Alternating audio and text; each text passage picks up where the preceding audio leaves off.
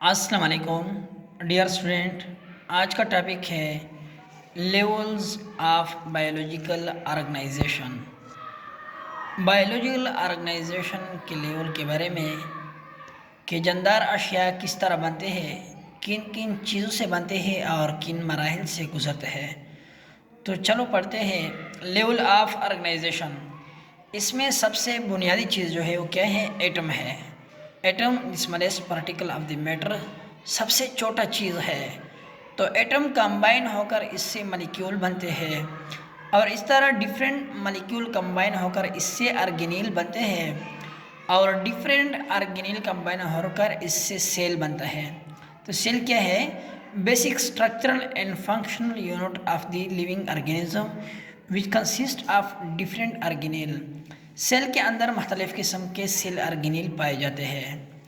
इस तरह different cell combine होकर एक टिश्यू बनाता है और the group of tissue organ बनाता है। इस तरह आर्गन कंबाइन होकर इससे आर्गन सिस्टम बनता है और इस तरह डिफरेंट आर्गन सिस्टम एक ऑर्गेनिज्म बनाता है।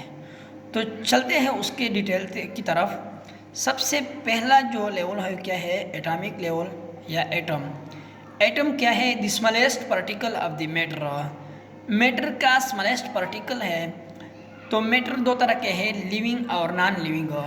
तो लिविंग मैटर जो है वो क्या है? वो 16 काइंड ऑफ एलिमेंट्स से बने होते हैं। The bodies of living organism composed of 16 type of elements which is called bio element. Organism के बॉडी 16 काइंड ऑफ एलिमेंट्स से बने हैं और इस एलिमेंट्स को बायो एलिमेंट्स कहते हैं। वो 16 एलिमेंट कौन कौन से हैं?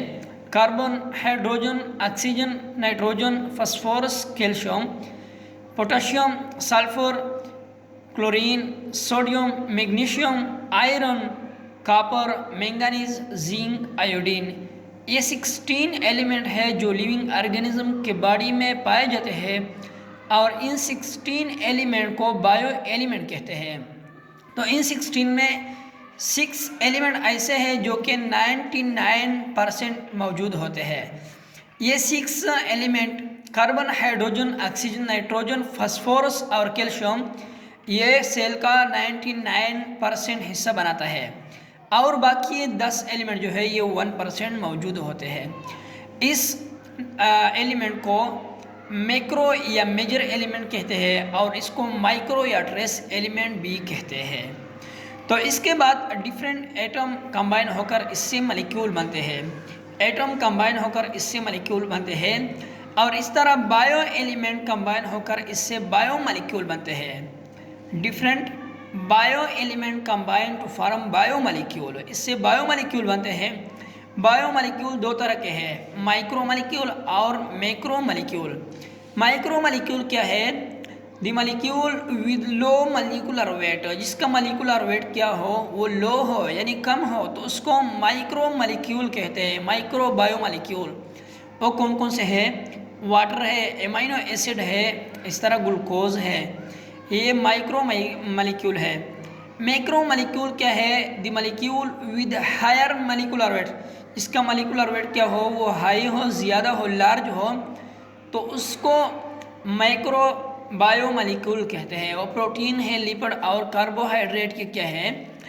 ये मैक्रो बायो मॉलिक्यूल्स है। इस तरह डिफरेंट मॉलिक्यूल्स कंबाइन होकर इससे क्या बनता है? इससे ऑर्गेनील बनते हैं। ऑर्गेनील क्या है? Different biomolecule combine to form sub cellular structure called cell organelle. Cell organelle क्या है? सेल के अंदर साइटोप्लाज्म में डिफरेंट बॉडीज मौजूद होते हैं, जैसे कि राइबोसोम है, माइटोकॉन्ड्रिया है, गल्जी बॉडीज है, एंडोप्लाज्मिक रेटिकुलम। ये डिफरेंट बायोमॉलिक्यूल से बनते हैं और इस तरह ये सेल के अंदर मौजूद होते हैं। तो सेल क्या है? The basic structural and functional unit of all living organism. Living organism की शक्ल और फेल की बुनियादी इकाई क्या है? वो सेल है। And cell consist of different cell organelles, और सेल के अंदर मुख्तलिफ किस्म के सेल ऑर्गेनील पाए जाते हैं, जैसे कि mitochondria, Golgi bodies, ribosome, endoplasmic reticulum. ये क्या है? ये सेल ऑर्गेनील है और सेल के अंदर साइटोप्लाज्म में ये पाए जाते हैं। ऑर्गेनिज्म दो तरह के हैं, एक है यूनिसेलुलर जिसका बॉडी एक सेल से बनी होती है और एक सेल सारे ऑर्गेनिज्म का काम करता है, और दूसरा है multi cellular organism, those organism whose body compose of many cells. तो मेनी सेल किस तरह काम करते हैं, इस तरह मुख्तलिफ सेल कंबाइन होकर इससे टिश्यू बनाता है। Group of cell which perform similar function is called tissue. Cell का ऐसा मजमुआ जो एक तरह का काम करे उसको टिश्यू कहते हैं। जैसे कि प्लांट में हम देखते हैं मेसोफिल टिश्यू, क्या है मेसोफिल टिश्यू, ये फोटोसिंथेसिस करता है। इस तरह एनिमल में ग्लैंडुलर टिश्यू है जो कि सिक्रेशन करता है। तो ये सेल का ऐसा मजमुआ जो एक तरह का काम करता है उसे टिश्यू कहते हैं। इस तरह डिफरेंट टिश्यू कंबाइन होकर उससे क्या बनता है, उससे ऑर्गन बनता है। The group of different tissue which perform specific function, जो एक महसूस काम करता हो उसे ऑर्गन कहते हैं। फॉर एग्जांपल स्टमक एक ऑर्गन है, इसमें 2 टाइप ऑफ टिश्यू पाए जाते हैं, epithelial tissue and muscular tissue. Epithelial tissue को ग्लैंडुलर टिश्यू भी कहते हैं और ये सिक्रेशन करता है यानी गैस्ट्रिक जूस को सिक्रेट करता है। दूसरा है मस्कुलर टिश्यू, ये कंट्रैक्शन और रिलैक्सेशन में काम करता है। तो ये दो तरह की टिश्यू ने एपिथेलियल और मस्कुलर टिश्यू ने स्टमक को बनाया है, जो स्टमक एक ऑर्गन है। इस तरह इसके बाद है organ system, different organ combine to form a system which is called organ system. यानी बॉडी के अंदर डिफरेंट ऑर्गन इकट्ठे होकर एक काम करता है जिसे ऑर्गन सिस्टम कहते हैं। जैसे कि सर्कुलेटरी सिस्टम, इसमें हार्ट, वेन, आर्टरीज और ब्लड, ये सब के सब ऑर्गन है और ये इकट्ठे काम करते हैं, तो इसको एक सिस्टम कहते हैं और ये एक सिस्टम बनाता है। इस तरह डिफरेंट ऑर्गन सिस्टम कंबाइन होकर एक इंडिविजुअल ऑर्गेनिज्म बनाता है। Different organ system collectively form a whole organism.